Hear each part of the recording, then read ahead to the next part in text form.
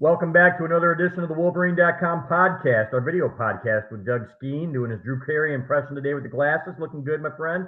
I know how Thanks, busy bro. you are. So I also know that your internet is kind of dicey there wherever you are. So we're going to hope for the best here. But first things first, man, one of your old teammates watches this religiously, Chris Stapleton. Can you tell me, and he's always critical, of whatever it is, of me, not of you, but can you tell me how you feel about punters in particular? Chris Stapleton's the greatest punter ever. You suck. Among kickers, he's the greatest ever. So, yeah. So I know what you're trying to do here, Balas. You're trying to bait me into saying something negative about Stapleton to support you. It's not going to happen. So. He's your former teammate. Teammates don't do that, right? No, we don't do that. No. All right. Well, and I would say we do criticize each other, but we don't typically do it publicly, Balas. So I'm not part here today. Classic. And Skene did not do that. That was our producer. So, Stapes, we love you, man.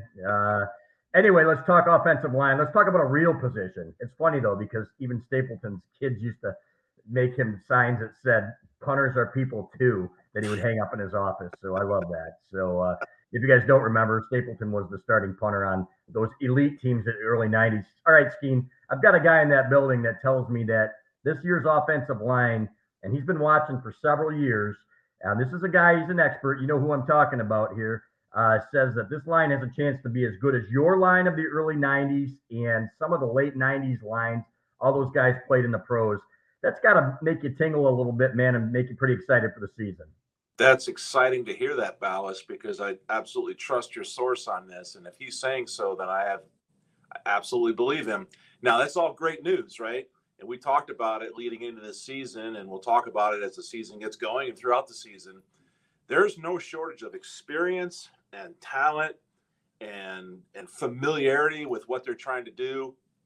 All the pieces are there. They're upperclassmen. They've been in the program for a while. All of them played a lot of football. And so there is no reason that this offensive line can't be a special one. And if they're as good as the 92 line or the 97 line or any of the greatest, then I can't wait to watch it because that'll be fun to see. Yeah. Now, the caveat there being that these five guys have not played together as much as you guys did back in the day, and you waited your turn. But when I hear about a guy like Olu Oluwatimi, you've seen film on this kid. This kid's an absolute monster. Now, I can't really remember. I guess maybe David Boss back in 2004 or so, and obviously Steve Everett. But a guy built like that, how tough is it for a guy like that of that stature to play that position? I would throw in Glasgow in there too, Balas. Right. That's a dude who could run really, really well. A high draft pick guy. It's something to see, and it's hard for people to understand when, if you could ever be around these dudes that are as big as they are, 6'4", 6'5", 300 pounds, but run like a deer and be able to pivot and move in space and do some of the wide offensive stuff that they try to ask these guys to do. It's impressive. I was never very good at it, but certainly had some teammates that were. And, oftentimes centers, if you take an offensive line, a lot of times typically centers are a little bit shorter and they're in the middle of the offensive line. But when your center is 6'5", he's got arms as long as your offensive tackle. Man, what an advantage, because oftentimes, especially on the college level, interior defensive linemen can be a little bit shorter in the arm, a little bit shorter in height as well. 6'2", 6'3", 6'4" guys playing in the middle. But if your offensive center has that physical length advantage, man, that makes a big difference in pass protection and everything else, in addition to all the run blocking stuff that they're going to do. I'm excited to watch this guy play. Yeah, me too. And Trente Jones at right tackle. The interesting part there, Carson Barnhart right behind him. In fact, they consider themselves having 6 starters, Skene, and they think they go 9-10 deep, which is pretty exciting. They haven't had that depth in a long, long time. How important is that? It's critical, Balas, because there's going to be injuries. There's going to be bang-ups. There's going to be just a need to have more than just 5 guys on the field. There's going to be times when Michigan's going to need to send somebody out there and someone's helmet gets fallen off, or you lose a chin strap and you got to send it out a play, or whatever it is. You need to know that your next 2 guys for sure. We always talk about you have a starting 5, but you really need to have a top 7 so that there's no drop-off at all. And the next dude goes in there, and you don't have to restrict your play calling. Your offensive playbook doesn't change one bit. The coaches don't have to worry about certain things, and you just keep on rolling. So we've talked about it a long, long time at Michigan since our lines in the 90s and after the best offensive lines, you got to have more than 5, and it appears that Michigan does. That's great news. Yeah, it really is. Let me ask you this, Skene. How has offensive line play changed, I guess, since you played? And obviously offenses are different and things evolve, but what is it now compared to 30 years ago that makes it different up front? That's a great question. And as you asked me right there, the one thing I thought of, not as much as you might think. Mm-hmm. Offensive linemen, to be really, really good at their craft together and individually, you got to have great footwork. You have to have disciplined feet, hands, eyes, and an understanding of what's going on, not just in your position, what you have to do, but what the dudes next to you are doing, what they're trying to do, where the ball is going. So Michigan's offense that we saw last year will be very similar, I would expect, this year. A lot of power, gap, man blocking, combination blocks to the middle linebacker, back linebacker, whatever you want to call it, and then bringing somebody around, a tight end or somebody else to fill a void on the front side, and then the zone blocking. So it's not as if offensive line play has been redefined. The greatness differences in offensive lines are how well they execute and how well they play together. Do they like each other? Do they stand out for one another? Do they have fun out there together? And if those magical components come together and you mix in with the amount of talent that this group has, there's no reason they can't be really, really good. But Balas, the basics are still the same. You got to put your first foot in the right spot. You got to get that back foot down on the ground. You got to get that hand where it belongs. And you knock people back and you have fun while you're doing it. Yeah. Expectations for Ryan Hayes. Here's a guy that really started as a tight end, and we know quite a few guys who played tight end in high school and excelled at Michigan. You look at John Jansen, who became an All-American, John Runyon, longtime pro. Those guys played there. Now he's added the weight. He moves extremely well. What's the next step for him in terms of his progression? Can he be an NFL guy? Because you know what? He was second team All Big Ten last year. Might have been first team in one of them. But there were a couple games where he looked a little overmatched. But now seems like he's added some weight, and the kid really moves well at left tackle. Yeah, you know what? To answer your question, no doubt. I mean, this kid could absolutely play at a higher level in a Michigan uniform and play at the next level in the NFL because he's got the skeleton to do it. He's got the athleticism to do it. To answer your question, what does he need to do to take his game to the next level? Is eliminate the bad sacks and the bad moments that he had in that Penn State game last year, as an example, where he just kind of didn't take the best of pass sets, let a defender have his way instead of him setting the edge and being in the right spot at the right time in a one-on-one matchup, just cleaning up the little leaks. And if he wants to be a first-team All-Big Ten and maybe an All-American player, which I absolutely think he can be, then you just got to eliminate the bad press, right? You can't be the guy that's given up a passing down, third and long sack in a feature game. So that stuff needs to go away. And then you mix in some dominating stuff that we saw John Jansen do when he was a senior, and all the other great players at Michigan, just absolutely crushing people to make highlights of yourself. Then there's no doubt he can be an All-American, but he's got to take that next step. Yep, and I think he's going to get there. He's got the footwork. He's got those long arms, and now it looks like he's even heavier and adding some good weight. So let me ask you this, Skene, because there wasn't a huge difference in personnel. I guess there was some difference, but between 2020 and 2021, where did you really see them clean up the offensive line the most? Because clearly, all right, two things. The quarterback was different. The quarterback, I thought, put them in some bad positions at times with his lack of awareness. At the same time, that offensive line was totally different. How do you get that line? How do you explain a 2022 performance and then 2021? Well, the one thing we talked about through the course of the season, Balas, that I noticed is that they weren't asking dudes to do things that they weren't really good at or incapable of doing, going back to the previous group, which had a bunch of NFL talent. You know, Big Mike and Wenu and others that were on those offensive lines, a lot of really good football players. But at times we noticed that they were being asked to block guys that had really bad angles, and the whole offensive schematic design, I felt at times put guys in a bad situation where their chances of success was lower. So Coach Moore comes in, takes over, and I think coordinating with the rest of the offensive staff, removing some of that play calling that I thought was stupid, in previous seasons in some sort of situations. I didn't see any of that last year. And you're putting guys in positions to do what they do best. And then they get confidence and they get reps and they're starting to have fun while they're doing it. And all of a sudden you look and they're pretty good at this, right? And then the little tiny nuances that we noticed last year, Balas, I thought Coach Moore did a really nice job. You know, when you're going up to a second level to block a linebacker, you've really got to keep your hips and your shoulders somewhat square to the end zone. You can't get your shoulders turned to the sidelines because then you're never going to get a second level block very well, or you can be easily defeated or made look bad. Those tiny little things seem to go away last year. And so the comfort level continued to develop. The fun level for those guys out there continued to develop as you see when it all came together at the end of the season there against Ohio State. That's what it's supposed to look like. When you smell and you taste blood in the water from a defensive line, that's when you absolutely go to crush people and you're walking around with a smile on your face, having fun while you're doing it. And that was, I think that's the biggest thing that I saw last year, the pass protections. And then there's no doubt that a quarterback who can also keep an offensive line from looking bad, and I keep saying this about McNamara, getting rid of the ball before bad things happen and just living to play another down and punting, that saves the morale of your offensive line a lot, in addition to not bailing out of a pocket when you shouldn't and making an offensive tackle look bad and giving up a bad sack. A lot of people go, oh, the offensive line gave up a sack. No, the quarterback left the pocket when he shouldn't have. Us offensive linemen get really frustrated when we see that because it's unnecessary. But so good combination of offensive line play with a smart quarterback who can keep you looking good and keep an offense going forward. And the worst case scenario is you punt.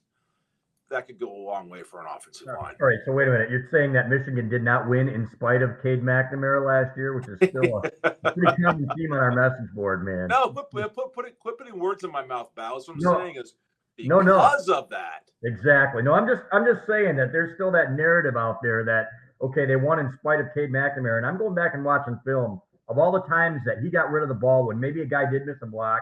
And, okay, instead of taking a sack, he throws the ball away, makes the smart play.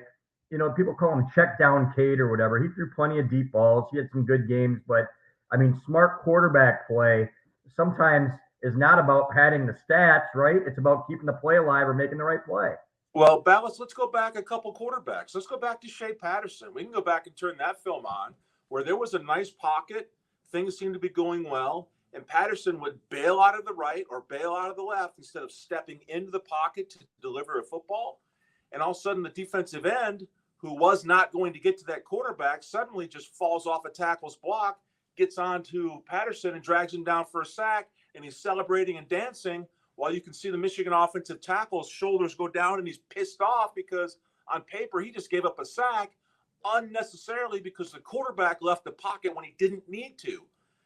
It's not cool for offensive linemen to have to deal with that kind of thing, and you and I talk about it in our film breakdowns when we do that. I get frustrated for guys that have to go through that because you don't have to do that. Step up in the pocket and get rid of the football and don't make your offensive line look bad. McNamara does a nice job of that. Yeah, he's getting fired up, folks. It must be getting close to football season. He's Doug Skene, Michigan's former All-Big Ten offensive lineman, also played in the NFL with the New England Patriots, and his boat NFL settlement, he'll take you out for a ride if you ask nicely. So he made his money the right way. Let's put it that way. So, hey, Skene, I got to ask you about Erick All. I remember back in the days of Jeff Brown and Derek Walker and watching these guys on film and thinking these guys might as well be offensive linemen. They could catch the ball, don't get me wrong, but dominant blockers. I look at Erick All and I put him in that category.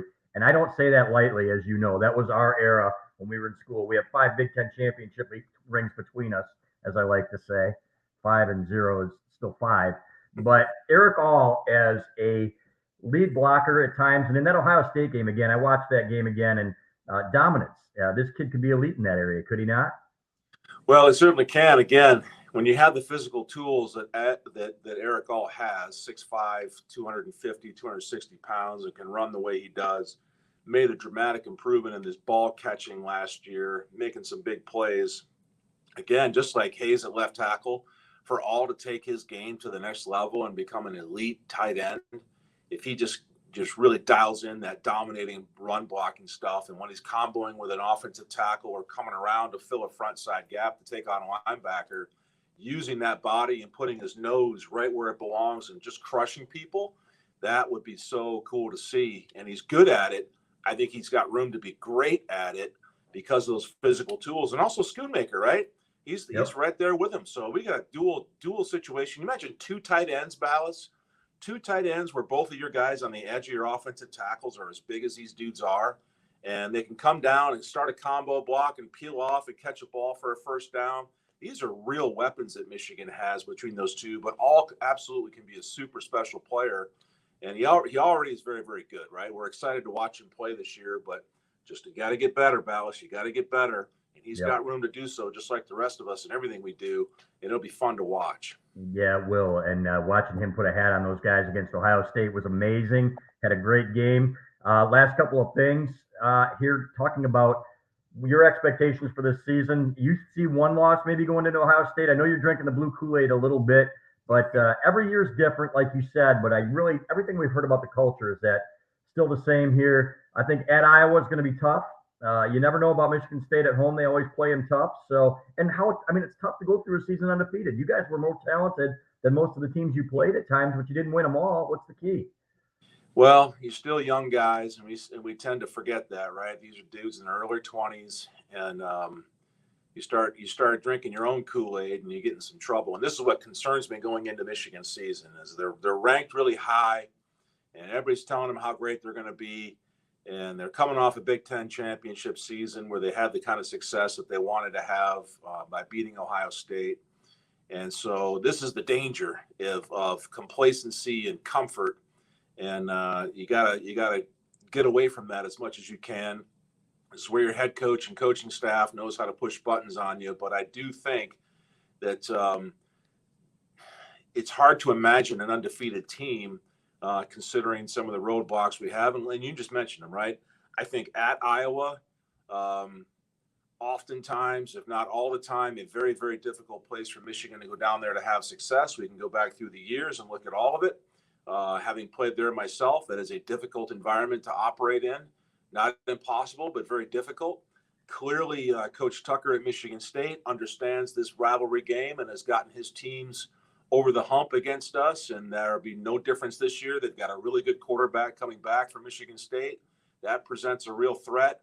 And then Ohio State, in case anybody hasn't noticed, is down there foaming at the mouth already, waiting for us to come to town. And they are once again loaded with superstar talent across the board.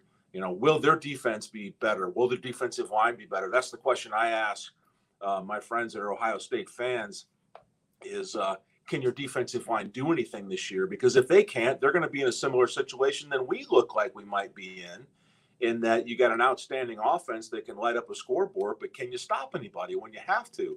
These are some of the questions that will be answered far before those teams play. But, as much as I'd like to say, give me a big tall glass of blue Kool-Aid. Where's my cup? Right here. I keep by my desk, right? Give me a filler up. I'm just not going to do it, Balas. I've been burned too many times with that upset stomach from drinking too much blue Kool-Aid. So I'll wait for my share this year. All right. And I think that this is going to be a really good Michigan team. They have all the talent to be right there. But let's just see what happens before we start ordering another ring size. Yeah, and playing next to nobody in a non-conference season doesn't really prepare you for the Big Ten, does it? I mean, you guys it does. And some of these teams will, have their own little benefits of playing these guys. Obviously, it's still a football game. You get the reps and everything else, but there doesn't seem to be that feature game, that real true barometer test game that we all kind of look forward to as fans here in the early season for Michigan. So we're going to have to wait until we get into the middle part of the season before we see some real tests. Obviously, at Iowa is the first one in my mind. So, but you got to go out and do what you're expected to do.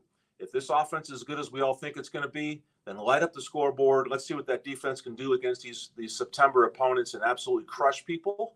And so by the end of September, we should be talking about a massive variation in points scored versus points allowed. And we should all be feeling good and seeing just how good is this Michigan team, just like we did last year. And then we'll see if they can pass the test. last chance to say something about Chris Stapleton, the mullet, anything? Can you say anything at all? Help me out. Bring me a bone here. Stapleton, hey, listen, Stapleton's going to text me as soon as he sees this, and he's going to agree that he's the greatest punter ever. He's going to thank me for that. Yeah, he's going to, the hair flowing out the back. Probably have something colorful to say about you. What's that? I can't even. I said that hair flowing back out of his helmet as he's running a fake punt that got called back. Oh yeah. Well, hey, Balas, mullets are back. I don't have as much to do right now with the mullet thing, but you got a full head of hair. I think you should go for the mullet. Might have to. We'll see what happens. But anyway, Skene, great job. Thanks for your time, man. We will do it again. Next week, we'll be previewing Michigan versus Colorado State. Can't wait to talk to you about that and break it down. All right. Go Blue.